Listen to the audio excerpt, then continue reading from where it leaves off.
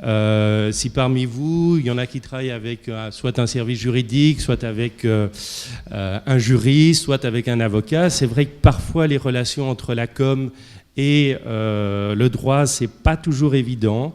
Et en fait, en partant de ce constat, on s'est dit avec Sarah que ça valait peut-être la peine de faire un petit rappel de ce qui est permis, de ce qui n'est pas permis en com, et de l'illustrer à travers des cas pratiques. Parce que c'est ça aussi que m'a dit Sarah, écoute, bon, t'es gentil, mais je veux pas des grands slides avec la loi, la disposition à tel et tout. Les gens, éventuellement, ils l'auront dans la présentation qui sera mise en ligne, et clairement, celle qui sera mise en ligne sera différente que celle que je vais vous donner ici.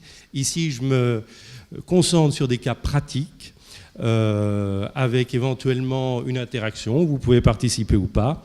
Il n'y a pas de citation de loi, il n'y a pas de citation de décision, en tous les cas avec les références qu'on donne habituellement. Tout ça, c'est dans la présentation mise en ligne, donc n'ayez pas peur, si vous les cherchez, elles seront à votre disposition. Donc, c'est vrai, le premier constat, c'est ces relations difficiles, et je dirais que souvent, ces relations sont rendues encore plus difficiles par les différences de génération. Alors c'est vrai que moi je rajeunis pas, mais souvent j'ai face à moi des communicants qui sont plus jeunes, qui font partie de la génération Y, 25-35 ans, et c'est vrai que c'est évident qu'eux ont une perception de la propriété intellectuelle, par exemple, très différente. Ils travaillent plus en partage, en mise en réseau, ils ont une notion de l'instantanéité des choses qui va évidemment parfois amener certaines difficultés, notamment par rapport aux juristes. On pose une question, on veut tout de suite la réponse. Non, moi je dois chercher, apporter une réponse, parfois tempérer ma réponse, dire oui, peut-être bien que non, voilà tel risque. Et évidemment, ici, on préfère vraiment travailler beaucoup plus rapidement. Donc, c'est vrai que cette différence de génération, parfois, elle va poser, alors c'est un enrichissement, mais ça peut poser aussi parfois des problèmes. La première question, c'est, je dirais, savoir, finalement, Internet, est-ce que c'est une zone de non-droit ? Je pense qu'ici, dans la salle, la plupart d'entre vous savent que non, ce n'est pas une zone de non-droit, il y a des choses à faire ou à ne pas faire.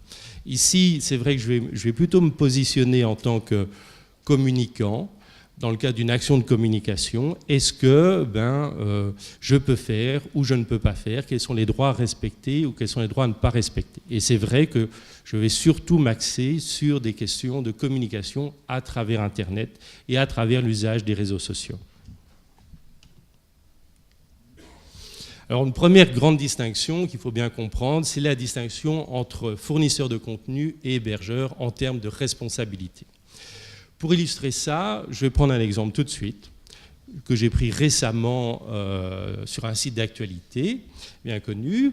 Il y a effectivement une actualité, et face à cette actualité, dont je ne jugerai pas du contenu, on voit donc il y a eu un fait horrible, et il y a un commentaire qui est fait par cette personne. Alors il faut bien comprendre, à nouveau, je ne vais pas juger du bon goût, du mauvais goût de la décision, mais il s'agissait d'un produit de coloration de L'Oréal, pour bien comprendre la blague. Alors, la question est de savoir pourquoi ce commentaire se fait via un lien Facebook. Je ne sais pas si certains d'entre vous ont la réponse. Moi, je me suis souvent posé la question, parce que c'est vrai que maintenant, la plupart du temps, tant sur le site, si on prend La Libre, Le Soir ou tout autre média, la plupart des commentaires se font via une identification via votre compte Facebook. Pourquoi ?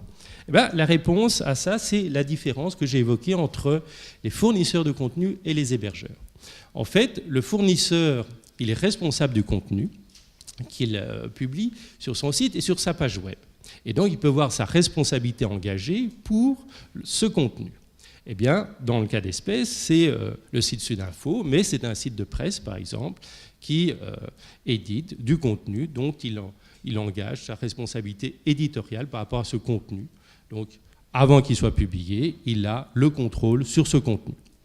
Et face à ça, vous avez des hébergeurs, par exemple des réseaux sociaux. J'ai pris Facebook, mais on aurait pu prendre YouTube, on aurait pu prendre Dailymotion, qui sont considérés en termes, au regard du législateur, comme des hébergeurs. ou des prestataires intermédiaires techniques aussi, qui, eux, ne sont pas responsables du contenu puisqu'ils n'ont pas de contrôle dessus. Alors il va, si vous voulez, en découler pour conséquence que le statut de l'hébergeur permet que celui-ci n'a pas d'obligation de filtrage a priori du contenu, ce qui veut dire qu'il a au contraire une obligation de modération a posteriori. Une fois que le contenu est publié, eh bien là, il va avoir l'obligation de prompt retrait d'un contenu qui lui est signalé comme illicite dès que la notification a été faite. Cette obligation, elle a été rappelée récemment, donc vous comprenez cette distinction hébergeur et fournisseur de contenu. Eh bien donc, dans un cas relativement lourd en termes de condamnation, puisqu'il opposait TF1 à Dailymotion. Donc TF1 avait constaté qu'il y avait énormément de contenu de ces émissions qui avait été mis en ligne sur le site de partage Dailymotion, un partage de vidéos. Et une de ces émissions phares, qui était l'émission Cahouette, avait été énormément téléchargée, ce qui évidemment, pour TF1, constituait une perte de revenus conséquente. Face à ça, ils ont engagé une action devant le tribunal de grande instance de Paris en demandant la cessation immédiate, mais surtout la condamnation de Dailymotion, parce qu'ils considéraient qu'une fois qu'ils avaient notifié à Dailymotion l'existence de ce contenu illicite sur son site, Dailymotion ne l'avait pas retiré à temps. Et ce qui s'est passé, c'est qu'effectivement, ça a fait relativement mal à l'hébergeur, donc à Dailymotion, puisque même si son statut d'hébergeur a été reconnu par le tribunal, et on lui a rappelé son obligation de prompt retrait du contenu illicite une fois qu'il lui a été signalé. Ici, le tribunal a jugé qu'il n'y avait pas eu prompt retrait et donc a condamné à verser à TF1 plus de 1 million de dommages et intérêts. Vous voyez ici qu'on parle évidemment de sommes considérables, mais il faut bien comprendre le principe. C'est donc une fois que vous êtes en tant qu'hébergeur, qu'on vous signale qu'effectivement vous avez un contenu illicite qui a été publié sur votre site, eh bien vous avez l'obligation de prompt retrait. Alors en conséquence, évidemment, les hébergeurs, ils ont, et notamment Facebook, mais on peut parler également de YouTube ou de Dailymotion, adopté des politiques en termes de réglementation et de signalisation et de notification de contenus potentiellement illicites importantes. Et là, j'ai pris la page de Facebook, mais si on va plus loin, eh bien, on voit qu'effectivement, sur Facebook, il y a une notification de, éventuellement, l'usage de votre compte en tant qu'imposteur, d'un compte piraté, éventuellement de propos injurieux ou d'harcèlement, d'atteinte à la vie privée, même si, et ça c'est peut-être le côté paradoxal, Facebook lui-même n'est pas innocent, et encore récemment hier, je ne sais pas si vous avez été au courant, mais il y a une étude de la KUL qui a dit que Facebook ne respectait pas toute la réglementation belge en termes de respect au droit à la vie privée de ses utilisateurs, mais en tous les cas, eux ont pris préventivement certaines dispositions pour pouvoir notifier un usage qui serait illicite d'un compte d'un utilisateur. Alors évidemment, ça touche aussi les droits de propriété intellectuelle et les droits à la marque, puisque si vous avez une marque et que celle-ci est utilisée, je dirais, en contrefaçon de vos droits sur Facebook, eh bien vous avez la possibilité de le signaler à Facebook et de demander évidemment le blocage du compte. Alors, c'est un droit évidemment à ne pas abuser, parce que c'est vrai qu'on pourrait se dire, finalement, moi, dans le cadre de ce droit de notification, je pourrais facilement faire bloquer le compte d'un concurrent en disant qu'il porte atteinte à mes droits. Eh bien, c'est ce qui s'est passé, et la Cour d'appel de Lyon a tranché là-dessus. Il y avait deux acteurs, finalement, deux PME, qui étaient actives sur le marché de la spiruline, qui est un complément alimentaire. Et en fait, chacune d'entre elles avait un nom de domaine, avait un site où elles commercialisaient leurs produits. L'une d'entre elles avait également des pages Facebook,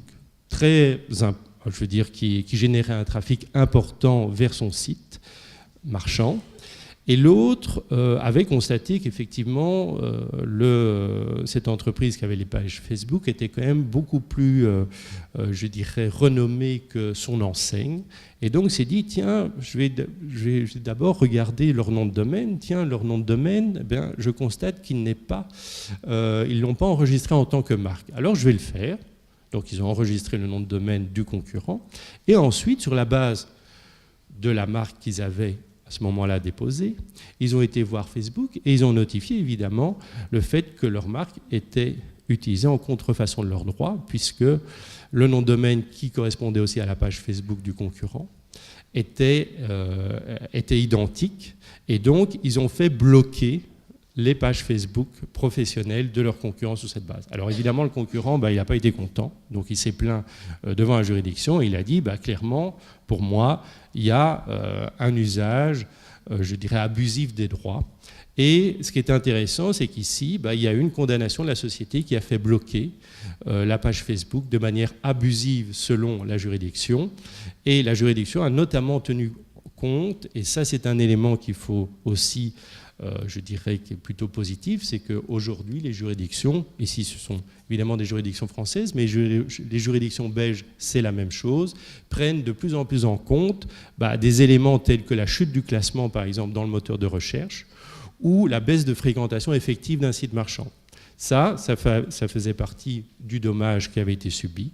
Et donc, on voit ici, il y a une condamnation à 20 000 € pour blocage de ces 2 pages Facebook pendant 2 ans. Donc, évidemment, par rapport aux 1,2 million précédemment dans votre décision, c'est 2 poids 2 mesures, mais on voit ici que quand même la réparation du dommage, même pour une petite PME, peut être poursuivie en justice. Et ici, il y a eu quand même, en plus sans doute des droits et de la couverture des frais d'avocat, la réparation d'un dommage qui a été considéré comme établi pour blocage abusif de 2 pages Facebook. Maintenant, ça c'est le principe. Donc, finalement, que vous soyez fournisseur de contenu, c'est-à-dire éditeur d'un site internet ou d'un blog, vous avez une responsabilité. Vous avez un contrôle qui doit être exercé sur le contenu.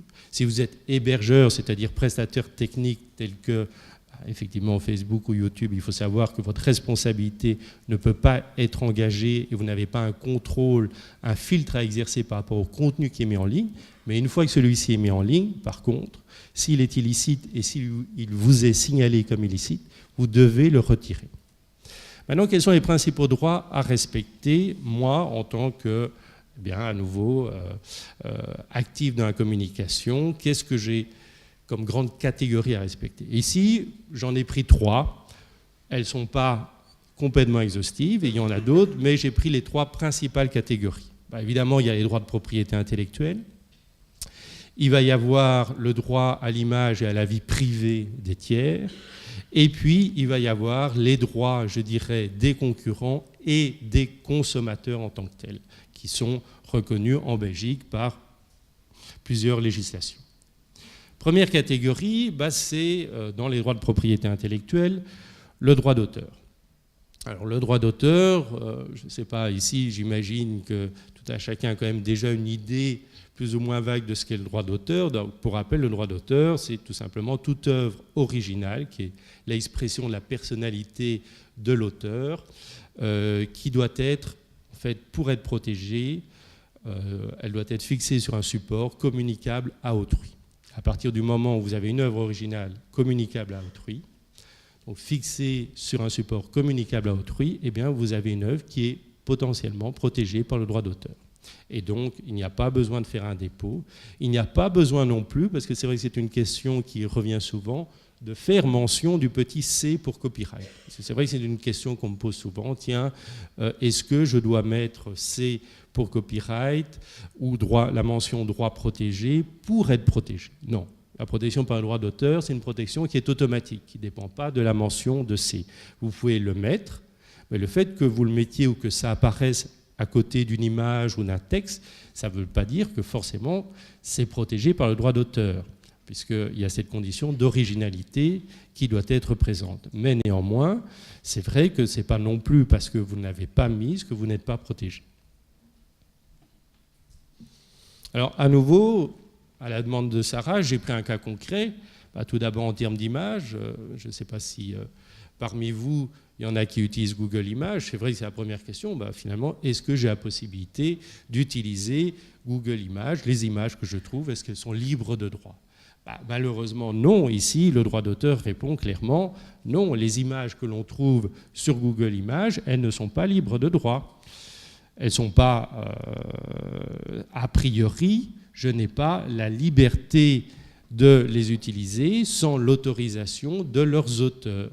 Alors, comment est-ce que je peux savoir sur Google Images que ces œuvres sont libres de droit? Ça, c'est le gros problème, c'est qu'effectivement, il n'y a pas une banque, un registre international qui reprend l'ensemble des images et qui dit, voilà, ces images sont libres de droit ou ces images appartiennent à tel auteur et vous pouvez demander l'autorisation de cet auteur.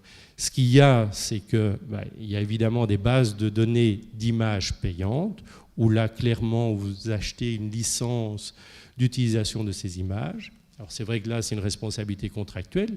Le titulaire de la base de données va vous dire, voilà, moi, je vous garantis que cette image, à partir du moment où vous me payez une licence, eh bien, vous pouvez l'utiliser dans le cadre de votre communication. Et donc, dans ce cas-là, si jamais il y a un problème, eh bien, vous avez, vous, la protection à travers la licence contractuelle et vous pouvez éventuellement vous retourner vers la personne qui vous a donné cette licence. Donc, ça, c'est vrai qu'en termes d'image, si vraiment on veut la solution la plus, je dirais, globale et la plus sûre, on va acheter à travers une licence l'image qu'on veut utiliser dans le cadre d'une action de communication. Maintenant, vous me direz, oui, mais il y a quand même aujourd'hui des images qui sont libres de droit à travers des licences, notamment la licence Creative Commons. Le problème de cette licence, parce que évidemment j'ai été parfois amené à utiliser ces images, c'est que, je ne sais pas si vous le voyez bien, notamment une des conditions de cette licence, c'est le petit dollar, c'est-à-dire que vous devez en faire un usage non commercial. Évidemment, c'est un peu problématique dans le cadre d'une activité de communication, qu'elle soit interne ou externe, d'utiliser des images avec l'interdiction de le faire dans le cadre d'un usage commercial et surtout, puisque c'est une licence qui va s'étendre à l'objet éventuellement de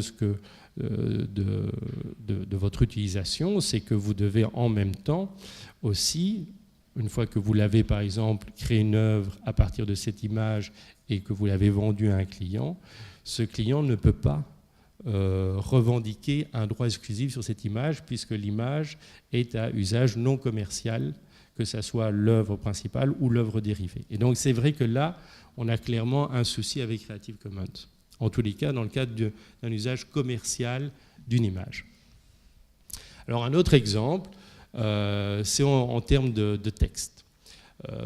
Vous avez peut-être un compte LinkedIn, soit individuel, soit d'entreprise, et bien, vous avez fait l'objet d'une publication récente dans un magazine.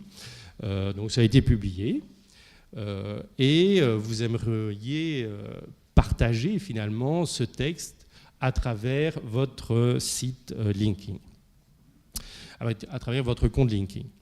Alors vous me direz, oui, à partir du moment où ça a été déjà publié en format papier, je ne vois pas pourquoi je ne pourrais pas aussi l'utiliser en format PDF. Le problème, évidemment, c'est que vous avez eu accès à ce format PDF éventuellement à travers votre compte utilisateur de votre magazine, mais ça ne vous donne pas droit de le partager, c'est-à-dire de le reproduire auprès du plus grand nombre dans le cadre de votre compte LinkedIn, tout simplement parce qu'on va se retrouver face au même problème que pour une image. Eh bien, ce texte, il est soumis au droit d'auteur, c'est-à-dire que vous avez un principe d'interdiction sans l'autorisation de l'auteur de reproduire l'œuvre ou de représenter ou communiquer l'œuvre au public.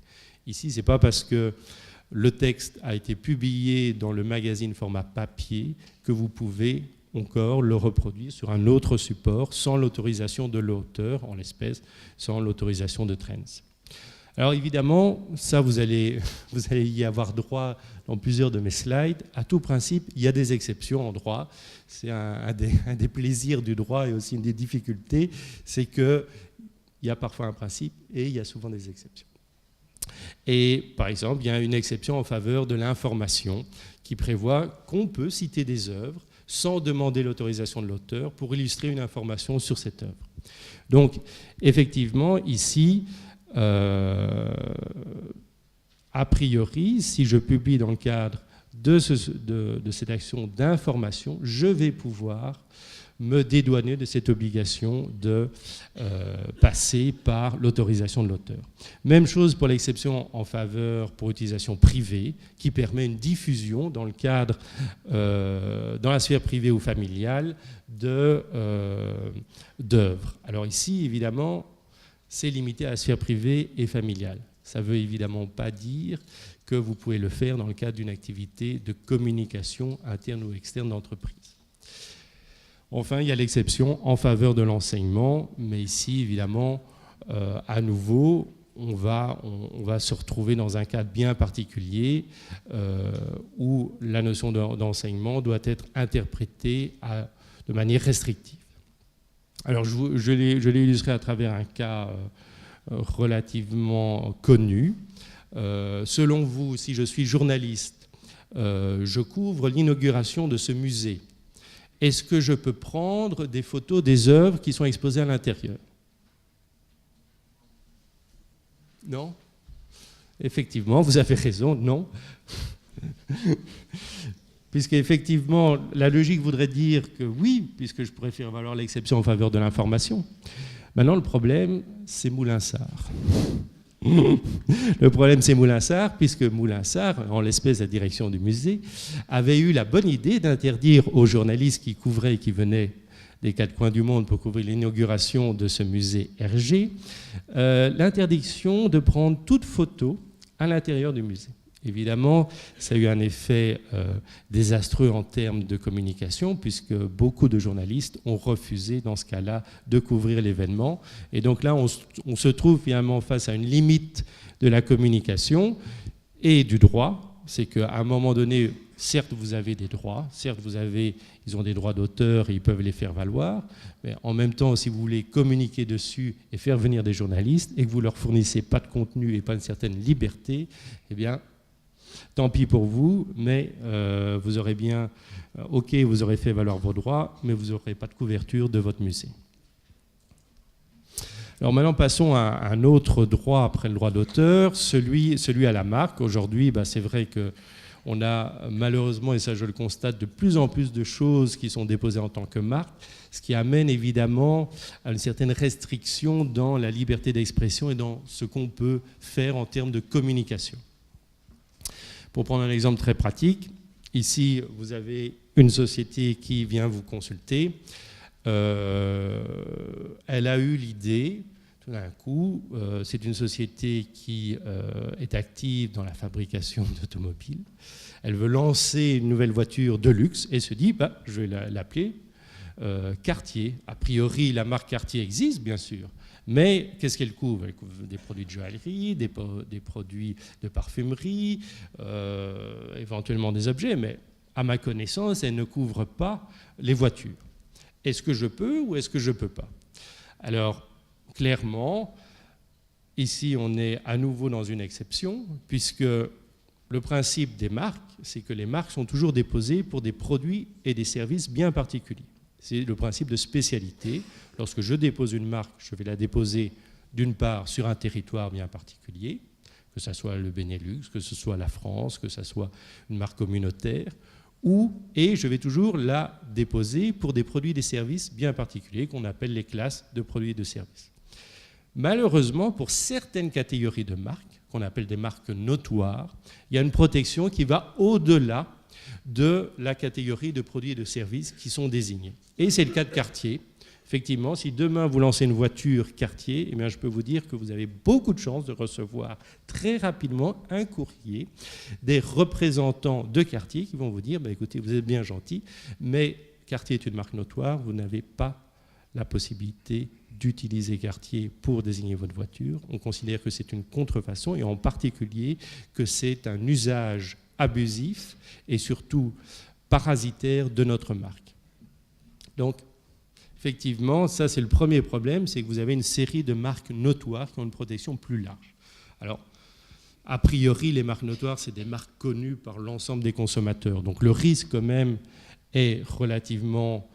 devrait relativement venir vite pour vous, la conscience de ce risque, à partir du moment où vous dites, ben voilà, tiens, c'est vrai, Cartier, Hermès, Mercedes, oui, c'est vrai que ce sont des marques connues. Peut-être qu'il faut faire un peu attention si on est face à de tels titulaires de droit. Une autre question, plus pratique aussi, mais peut-être plus difficile. Là, je suis un opérateur de télécommunications. C'est une affaire extrêmement récente. J'ai décidé de lancer un nouveau produit. Enfin, un nouveau produit, une nouvelle marque plus exactement. Nouvelle marque qui, au départ, était ma marque uniquement pour définir mes produits de téléphonie mobile, mais maintenant, ça va être mon nouveau nom. Et j'ai fait travailler mes communicants et il y a un magnifique logo, un élément figuratif qui est associé à mon élément verbal. Donc il y a Proximus, c'est l'élément verbal, et puis j'ai travaillé une croix magnifique. Et donc, à grand renfort de millions, je lance ma communication sur ce nouveau nom. Qu'est-ce qui se passe ? Eh bien, il se passe qu'il y a une société qui est une société active en termes de services financiers, qui va me dire, bah, écoutez, vous êtes bien gentil, mais moi j'ai une marque, la marque Optima, et j'estime qu'il y a un usage abusif de ma marque. Vous créez une confusion dans le chef des consommateurs. Alors, selon vous, qui est potentiellement le contrefacteur, qui a les droits? Est-ce que certains d'entre vous ont la réponse? La décision est toute récente. Elle date, si je ne m'abuse pas, de 2015 du tribunal de commerce d'Anvers qui a dit « Eh bien, ici, nous ne donnons pas droit à Optima. Il n'y a pas d'usage abusif et de confusion qui est créée dans le chef du consommateur, principalement parce que ce sont des produits et des services différents. » C'est vrai que dans le cas, en dehors d'une marque notoire, si vous avez une marque qui a des produits et des services, c'est par rapport à ces produits et services que la confusion dans le chef du consommateur va être prise en compte. Et cette confusion dans le chef du consommateur, elle va se baser sur 3 éléments. Premier élément, ça va être la question de la confusion au niveau phonétique. Donc lorsqu'on prononce la marque, est-ce qu'il y a un risque ou pas de confusion? Le second, ça va être au niveau visuel. Et là, c'est vrai que visuellement, mis à part la reproduction de la croix, puisque c'était ça l'élément central d'Optima, il disait, oui, mais regardez mon élément figuratif, il est clairement le même. Eh bien, le tribunal a dit non, pas tant que ça. Il y a d'autres représentations graphiques relativement proches qui peuvent exister déjà, et on considère qu'en plus, les produits et services sont différents. Donc, mais vous voyez aussi tout le risque que ça peut avoir, parce que si Optima avait eu gain de cause, par rapport aux millions que Proximus avait investis pour le lancement de sa nouvelle marque, bien évidemment, ça aurait posé un grand problème. Alors, je dirais là, contrairement au droit à l'image, enfin, au droit d'auteur sur une image ou sur un texte où vous n'avez pas de base de données qui va vous permettre de savoir si un texte est protégé ou pas, ou une image. Ici, par rapport aux marques, vous avez des registres. Vous avez des registres nationaux, enfin en l'espèce de registre Benelux pour nous, ou vous avez le registre communautaire qui va vous permettre de savoir au moins facilement si une marque identique à la marque que vous utilisez ou que vous comptez déposer existe. Et donc vous tapez le nom et vous allez avoir une réponse. Alors le problème, les limites de cette interrogation, c'est que ça va se faire uniquement par rapport à des marques identiques. Mais le problème, c'est que la protection vous couvre aussi par rapport aux marques similaires, qui ne sont pas une reproduction à l'identique de votre marque, mais qui reprennent une partie, soit le début, soit de la fin, soit une syllabe, soit... Et donc, c'est vrai que là, clairement, je dirais c'est aussi une question d'appréciation des risques. S'il y a un gros risque, vous avez peut-être intérêt à demander à un mandataire en marque son avis. Tiens, je veux lancer un signe, est-ce que vous pensez qu'il y a une contrefaçon possible avec une marque qui est déjà enregistrée? Par rapport aux marques à la fois identiques et similaires, est-ce que vous pouvez faire une recherche? Et ça, je dirais, à nouveau, j'imagine que dans le cas de Belgacom, c'est ce qui avait été fait. Il y avait certainement une recherche en disponibilité qui avait été faite auprès d'un mandataire préalablement. Évidemment, la recherche se fait par rapport aux dénominations verbales, rarement par rapport aux éléments figuratifs, parce que c'est beaucoup plus complexe. On quitte maintenant les droits de propriété intellectuelle et on arrive au droit à la vie privée et à l'image des tiers. Alors là, je vous ai pris également un exemple récent, enfin récent, pas plus si récent que ça. La preuve, une des personnes sur l'image était encore en fonction. Donc ici, il s'agissait du lancement de la communication d'une agence de rencontres extra-conjugales, Ashley Madison, en Belgique. Rencontre extra-conjugale discrète, je crois, c'était ça le terme. Et alors, bon, ils s'étaient dit, voilà, on va utiliser des personnalités publiques, l'image de personnalités publiques, pour notre communication, et on va lancer ça sur des grands placards, des grandes affiches.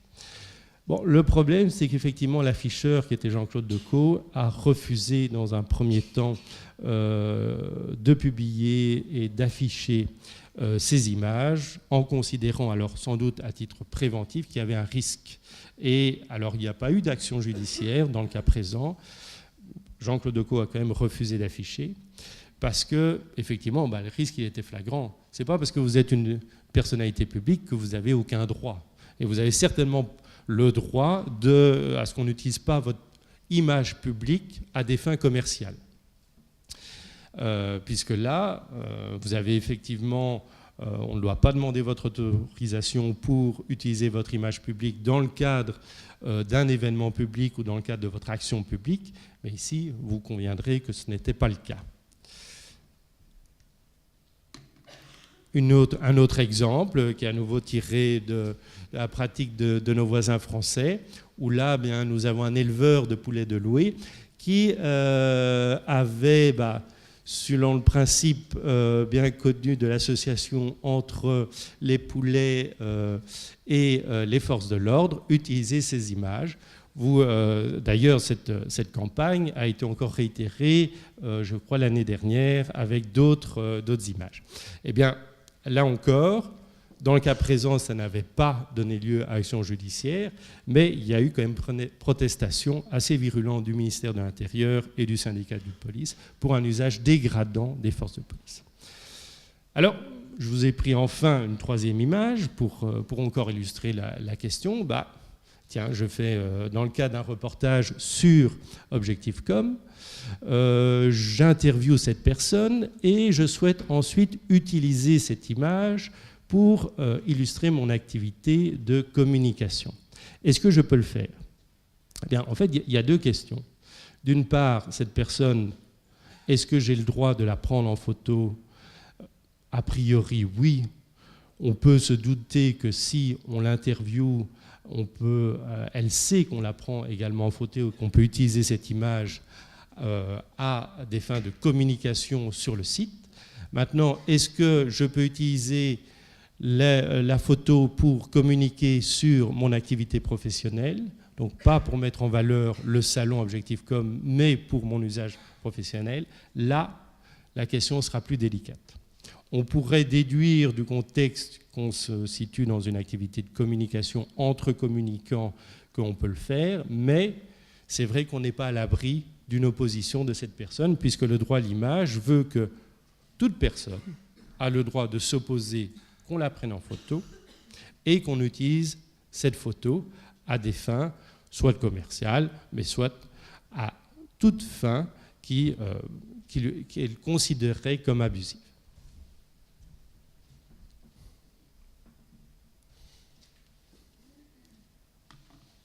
Alors, c'est vrai que ce droit, évidemment, il est ouvert qu'aux personnes qui peuvent être individualisées et reconnues par d'autres. Donc, si on prend l'exemple ici, c'est vrai que si maintenant je suis la personne qui est au stand, peut-être qu'elle se reconnaîtra parmi nous, et je veux m'opposer, on pourrait assez facilement lui rétorquer que, a priori, elle n'est pas individualisable, elle a peu de chances d'être reconnue. Et donc ici, on est bien d'accord que les autres personnes, a priori, ne peuvent pas s'opposer tant à la prise de photo, mais surtout à l'utilisation de cette photo, puisqu'elles ne sont pas individualisables.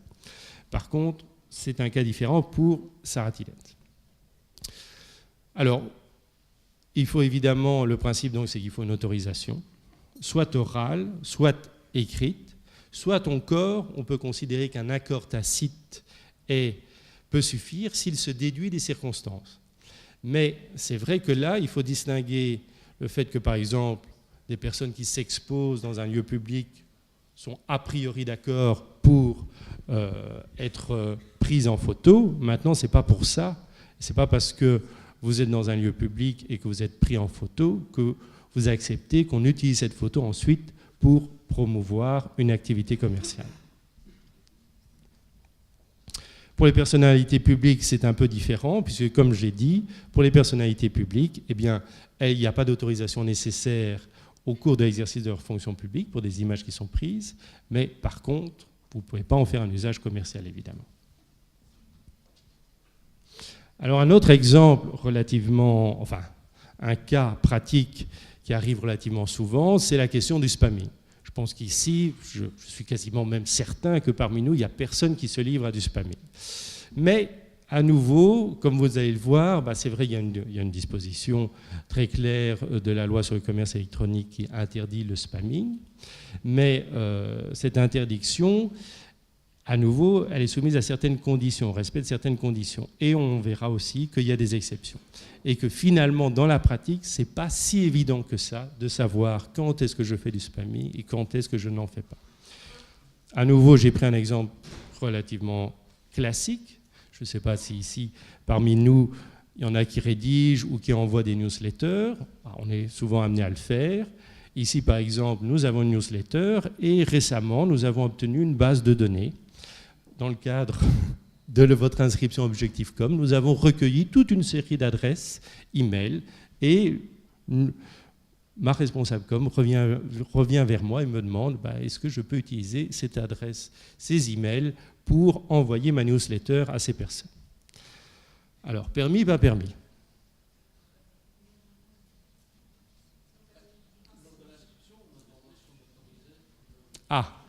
Ça c'est bien, vous voyez, déjà il y a eu parce qu'effectivement il y a eu cette demande. Mais est-ce qu'on vous l'a dit? On l'a dit pour Objectif.com.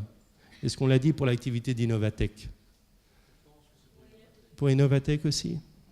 Alors, si ça a été fait dans les formes, que dire? Mais c'est vrai que le principe, c'est que normalement, il y a une interdiction, donc ça c'est ce que la loi prévoit, l'utilisation du courrier électronique à des fins de publicité, et c'est là où la notion est peut-être difficile parfois à apprécier, à des fins de publicité, sans le consentement préalable, donc avant l'envoi. Ce n'est pas au moment où la personne a reçu que vous pouvez éventuellement lui laisser la possibilité de opt-out, non, c'est avant l'envoi. Et spécifique, donc par rapport, donc si je suis Innovatech, c'est par rapport à mes services, par rapport à mes informations, c'est pas pour éventuellement utiliser votre email pour vous envoyer des informations de publicité sur Charleroi Expo. Et informer, c'est-à-dire qu'effectivement, la personne doit savoir qu'elle peut à tout moment se retirer, avoir son nom retiré de la base de données.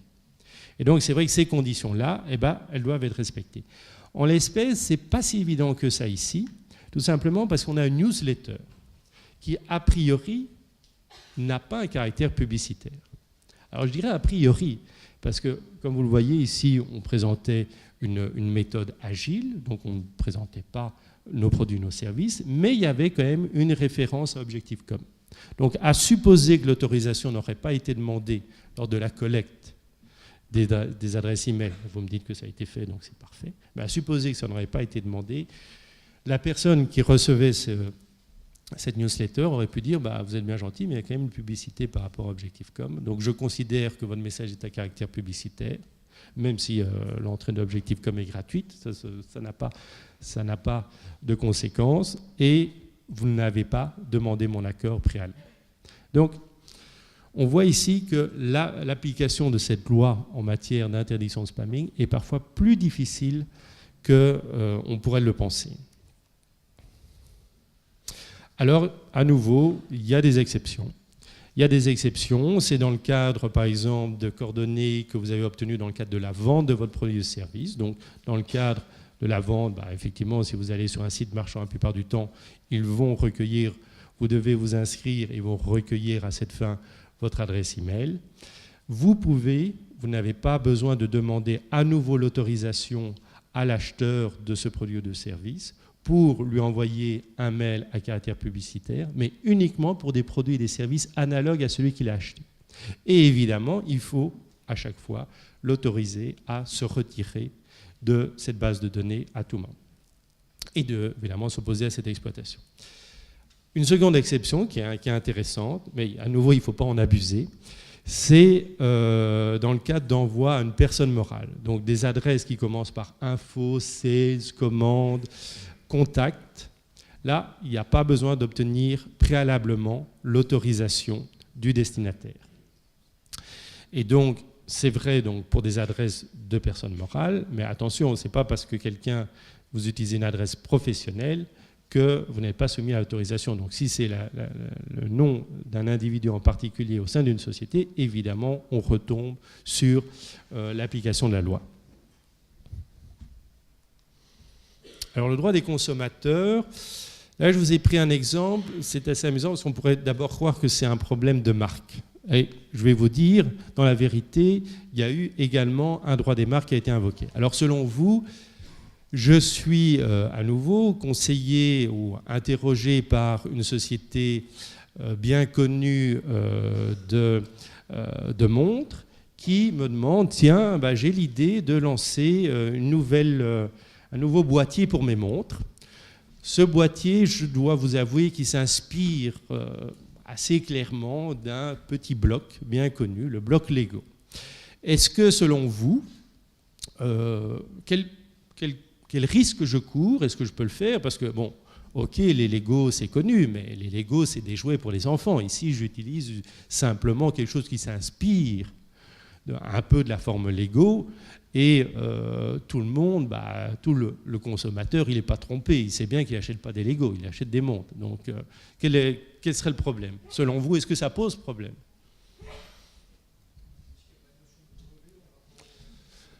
Ça, c'est une bonne question. Et c'est vrai qu'il y avait eu, effectivement, il y avait un brevet sur le Lego, mais il a expiré. En fait, ici, il y a eu plusieurs droits qui ont été invoqués, mais notamment les droits des consommateurs. En fait, ce qui s'est passé, c'est que Lego a effectivement agi contre Icewatch en disant, voilà, d'une part, en première instance, nous avons la marque tridimensionnelle Lego qui protège la forme de nos blocs. Et donc, comme votre forme de boîtier s'inspire de nos blocs, on considère qu'il y a contrefaçon de notre marque tridimensionnelle. En l'espèce, en première instance, le juge a dit non. Ce n'est pas sur cette base que je vais condamner, parce qu'effectivement, Icewatch a été condamné, enfin plus exactement TKS qui a les droits sur la marque Icewatch et sur le boîtier. Eh bien, ce n'est pas sur cette base-là qu'en première instance, Icewatch a été condamné. Non, en appel, il le sera condamné également pour infraction. C'est sur une atteinte qui a été portée, une pratique déloyale de commerce, puisque ici c'est ça que le juge a considéré, c'est qu'en fait, en s'inspirant du boîtier de Lego, le consommateur était amené, en fait, Icewatch créait une confusion dans le chef du consommateur, qui pouvait croire qu'il y avait un lien indirect entre le boîtier et donc l'entreprise qui commercialisait ces montres et la firme Lego, en considérant qu'évidemment Lego était très connu mondialement, c'est une des marques les plus connues, et que le consommateur pouvait croire que finalement c'était peut-être un produit dérivé de Lego, un nouveau produit, et que il y avait un lien indirect entre ce produit et la firme Lego. Et donc, il y a une condamnation d'Icewatch à cesser tout usage sous peine d'astreinte, c'est-à-dire que s'il ne retirait pas ses boîtiers, eh bien, effectivement, il se faisait condamner pour chaque boîtier vendu. Donc ici, ça a une conséquence assez lourde puisqu'il a dû immédiatement retirer ses boîtiers. Donc il faut bien comprendre qu'en matière de protection du consommateur, eh bien, vous avez non seulement des pratiques commerciales trompeuses, oui.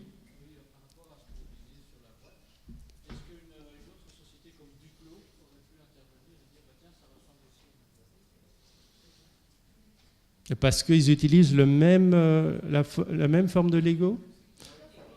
Une forme propre. Oui, peut-être. Ah.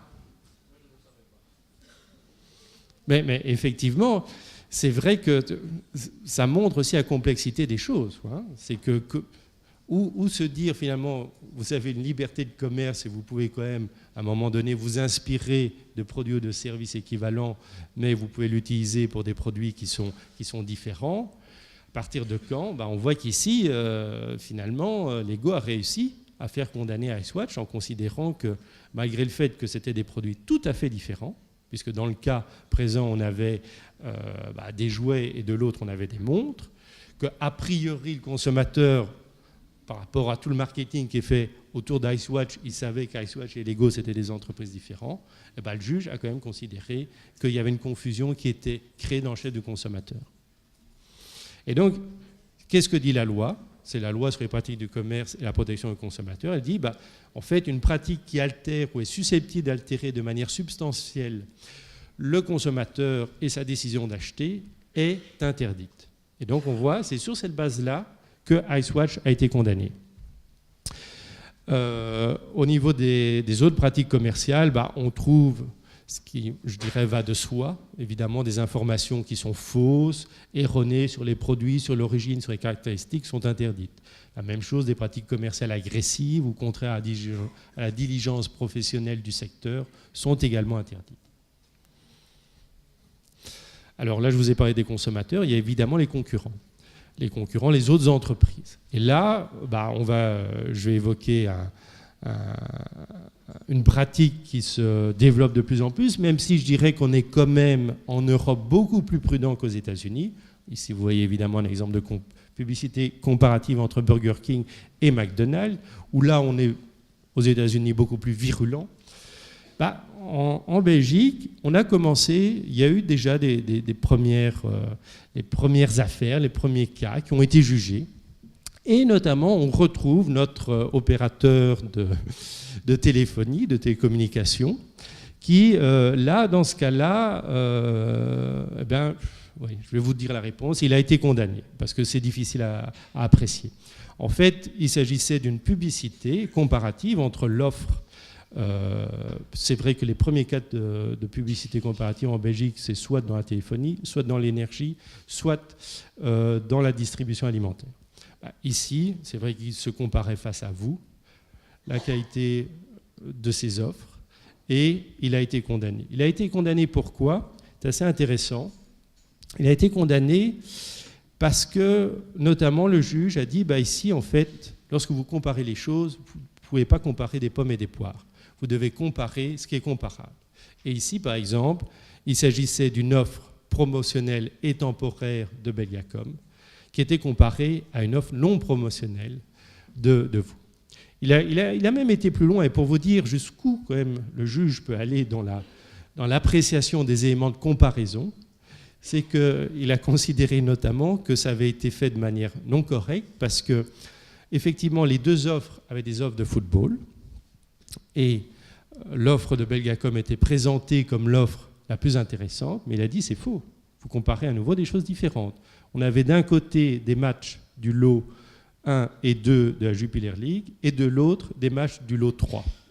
Donc vous voyez où se situe l'appréciation du juge et que donc, je dirais, l'usage de la publicité comparative, sauf évidemment si vous avez des moyens assez conséquents, je ne peux que vous encourager de le faire avec la modération la plus possible, la plus je dirais, la prudence et la modération la plus importante. Parce que, effectivement, ce qui est interdit en Belgique, c'est que la publicité comparative soit trompeuse, ne porte pas sur des biens et services similaires.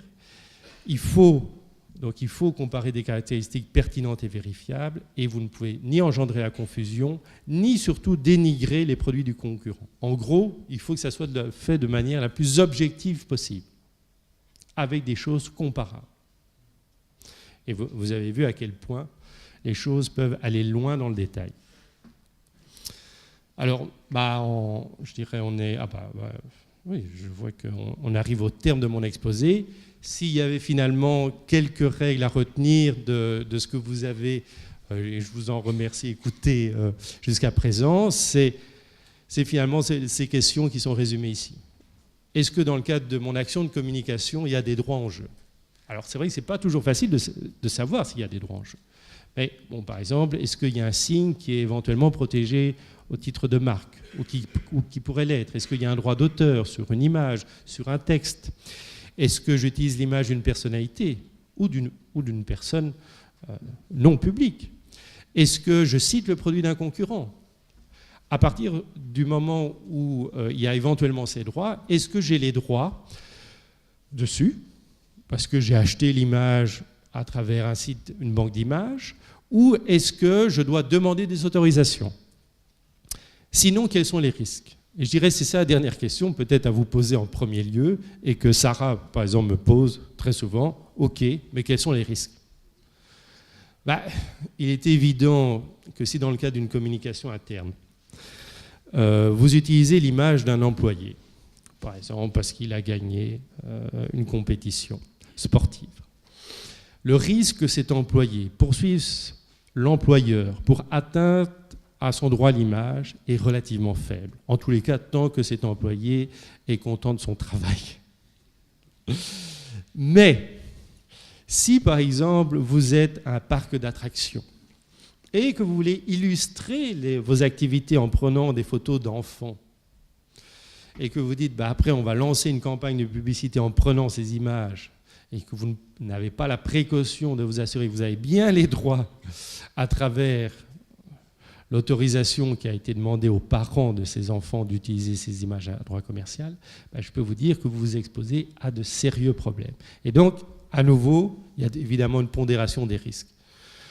Il est évident que dans certains types de communication, les enjeux sont moins lourds. Mais à nouveau, en fonction de vos activités, il faut être conscient de ces risques et pouvoir les évaluer avant. Voilà, j'ai terminé ma présentation. Si vous avez des questions, soit au speed coaching, soit je peux en prendre quelques-unes maintenant. Oui ?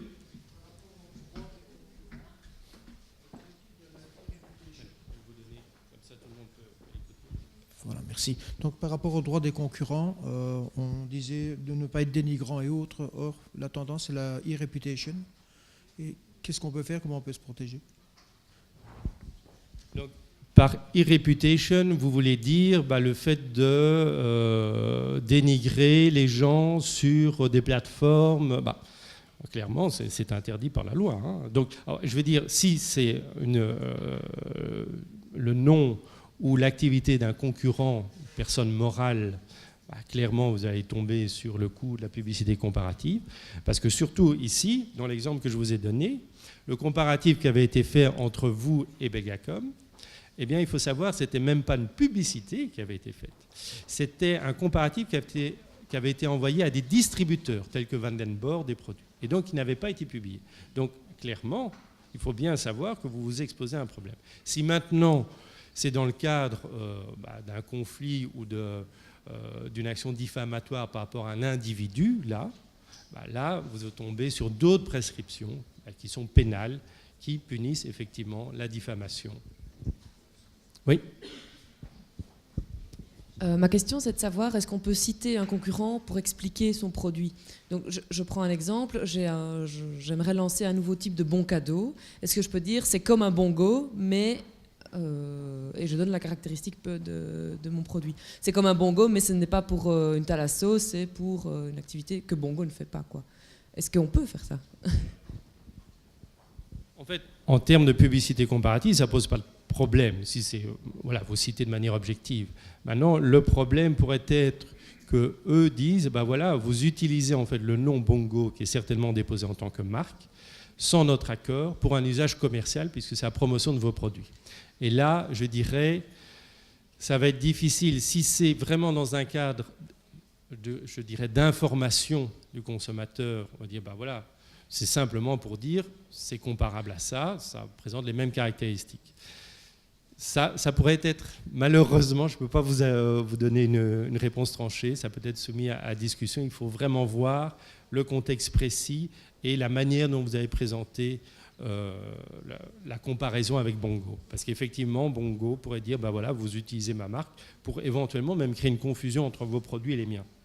Vous voyez ? Oui, je comprends, mais malheureusement, effectivement, on a un contexte qui est parfois difficile. Alors, et à prendre en compte.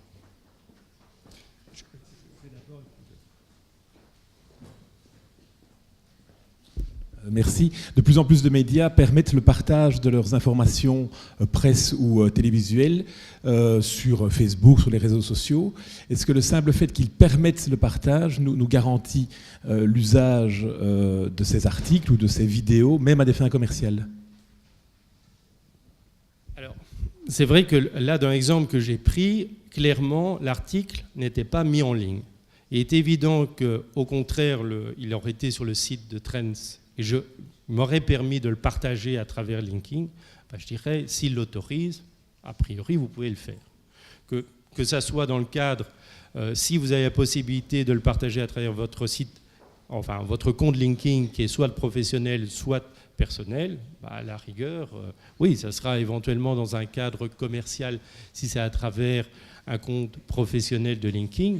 Ben, ici, c'est utilisé. Maintenant, c'est vrai que, je dirais, à partir du moment où ils l'encouragent eux-mêmes, et donc l'éditeur ici du contenu, et qui est responsable, je dirais, enfin, qui a les droits d'auteur, l'ouvre au partage, a priori, il a donné son droit. Maintenant, la question peut être plus complexe, et ça, vous faites peut-être référence, c'est par exemple le deep linking.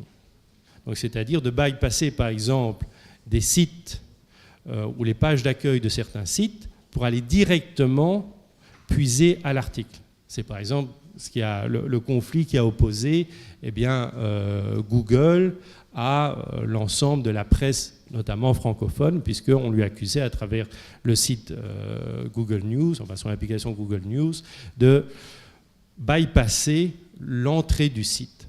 Mais si a priori le site, et je dirais le site de la Libre ou de l'Écho permet la mise en partage d'une information, c'est qu'ils ont aussi pris, je dirais, la précaution que lorsque vous partagez, vous êtes renvoyé sur un site qui identifie clairement quel est le titulaire du droit. Donc, a priori, pour moi, ça ne pose pas de problème.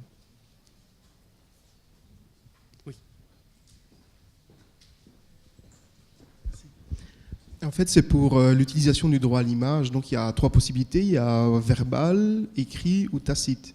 C'est bien ça.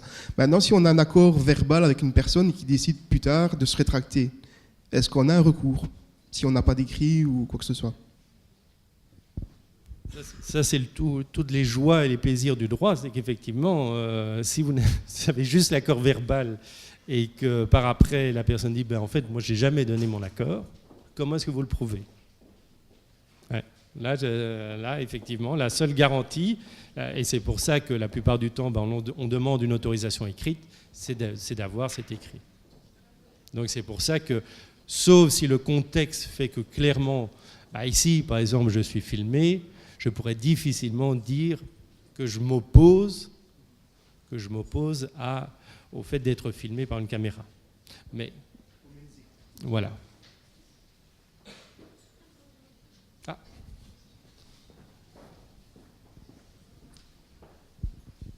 Dans le cas de sites qui regroupent des commentaires de lecteurs sur des romans ou d'autres ouvrages littéraires, quelle est la question du droit à ce niveau-là? Est-ce que tout est permis? Et effectivement, ça, c'est une question en fait qui rejoint mon introduction avec la distinction entre hébergeur et éditeur de contenu. À partir du moment où vous avez vous-même, à travers votre site, permis le postage de commentaires, vous êtes responsable de ces commentaires. Et donc, effectivement, s'il y a des messages à caractère haineux, antisémites, racistes, eh bien, votre responsabilité, si vous ne les retirez pas, si vous ne le filtrez pas, peut être engagée. Parce que vous êtes un hébergeur vous êtes un fournisseur de contenu, pardon.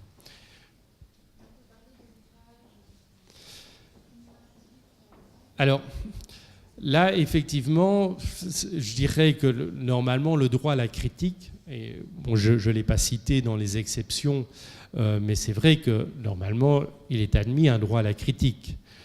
Le problème est de savoir éventuellement où s'arrête le droit à la critique et où commence le droit au dénigrement, enfin, en tous les cas, l'interdiction du dénigrement, la diffamation.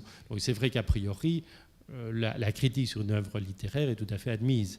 Maintenant, s'il y a une mise en cause, et il y avait eu une affaire relativement récente, je crois, où il y avait par exemple une réalisatrice d'un film en France qui avait considéré que les propos allaient au-delà de simplement la critique, où il y avait vraiment ce qu'elle considérait une injure. Là, vous avez effectivement des possibilités de poursuivre les auteurs de ces injures et le site qui héberge ces injures et qui ne les a pas retirées à temps.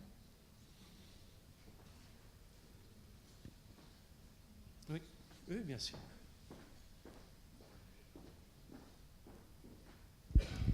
Merci. Donc, par rapport au fait, par exemple, pour reprendre l'exemple de YouTube, c'est chacun qui décide d'uploader sa vidéo sur YouTube. Donc, à un moment donné, c'est qu'il est quand même d'accord que cette vidéo soit publiée. Donc, ici, si j'ai un site internet d'information d'une ASBL, je souhaite reprendre une vidéo qui illustre mon propos. Est-ce que je peux la reprendre, l'intégrer dans mon site en indiquant l'auteur? Ça, je ne suis pas contraire. Mais est-ce que je dois demander explicitement l'autorisation ou est-ce que le fait de mentionner l'auteur simplement suffit? Étant donné que l'auteur a fait la démarche de le mettre sur une plateforme de partage, quoi. La première question, c'est de s'assurer que c'est bien l'auteur qui l'a mis sur le site YouTube. C'est malheureusement ça la première difficulté, c'est qu'effectivement on pourrait se dire oui, finalement c'est vrai, il y a une œuvre audiovisuelle qui est mise sur le site YouTube a priori, mais est-ce que c'est véritablement l'auteur? Et donc soit c'est très clair, soit il y a un doute. S'il y a un doute, il vaut mieux demander l'autorisation. Si c'est très clair, parce que clairement il y a les références de l'association qui a publié, qui dit voilà. Je dirais dans ce cas-là, effectivement, la possibilité de partage, qui est d'ailleurs permise techniquement par le site YouTube, devrait normalement être admise. Maintenant, le problème, c'est si vous l'utilisez de manière commerciale. Et ce n'est pas parce que vous êtes une ASBL que vous n'avez pas une activité commerciale. Et que si effectivement, on peut imaginer que quelqu'un laisse une vidéo à disposition sur YouTube pour que tout à chacun puisse la voir, mais qui ne souhaite pas qu'un concurrent s'approprie cette vidéo pour l'utiliser à titre commercial sur son site. Et donc là, on peut avoir effectivement une opposition à ce moment-là. Voilà, mais je vous invite éventuellement à poser d'autres questions lors du speed coaching et à profiter du salon. Je vous remercie. J'extrapole encore, mais je vais aussi expliquer.